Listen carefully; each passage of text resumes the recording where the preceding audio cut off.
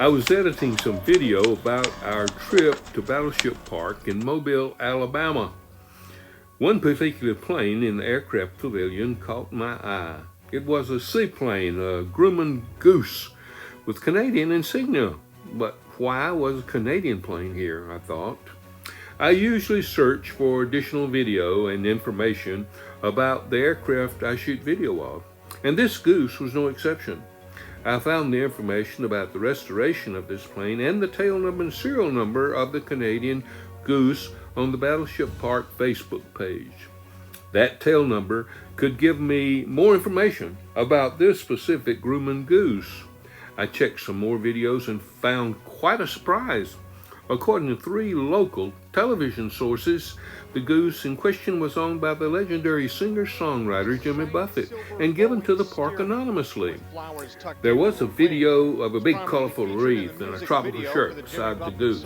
All videos were published September the 3rd. Buffett had died on the first day of September. I thought they were using the deceased Buffett to promote their display. I found such an act despicable.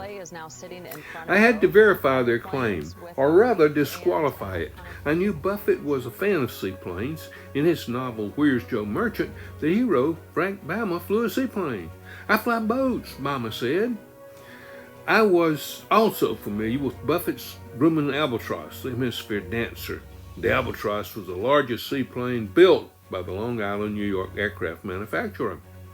The Hemisphere Dancer wore bullet holes from a Jamaican police flag a badge of courage.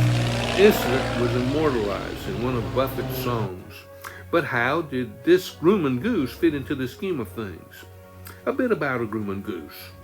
The plane is an amphibian. It has retractable wheels for landing on land. It's 38.5 feet long with a wingspan of 49 feet. It is powered by 2 Pratt & Whitney 9-cylinder air-cooled radial piston engines producing 450 horsepower each, turning 3-bladed variable pitch propellers. The Goose has a cruising speed of 191 miles per hour and a range of 640 miles. Originally built as a luxury aircraft for the rich. Research was the name of the game. When I made the video Skymaster Down, I tracked the ownership of the drug smuggler's plane by way of FAA records. I could do the same for the Goose.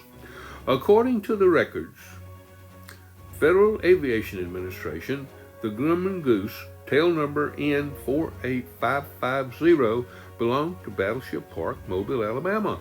But how did it get there? From another website, I learned the route of the Grumman Goose had taken from Long Island, New York to Mobile, Alabama. Initially purchased in 1939 by Porcupine Mines Limited and then given to the Royal Canadian Air Force in 1940 to be used for anti-submarine warfare on the west coast of Canada. It was sold to Alaskan Airlines after the war.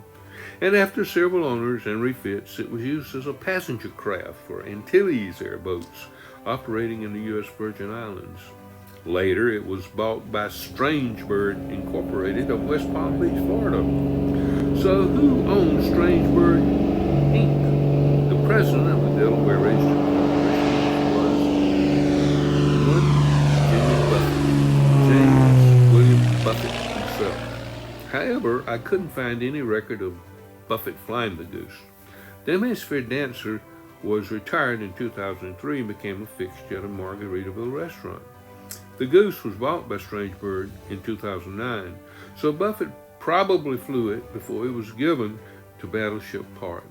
So you see, Jimmy Buffett didn't actually give the Grumman Goose to the park. The corporation for which he was the president and most likely the sole owner gave the plane to the park. And that's how a Canadian Goose wound up in Mobile, Alabama.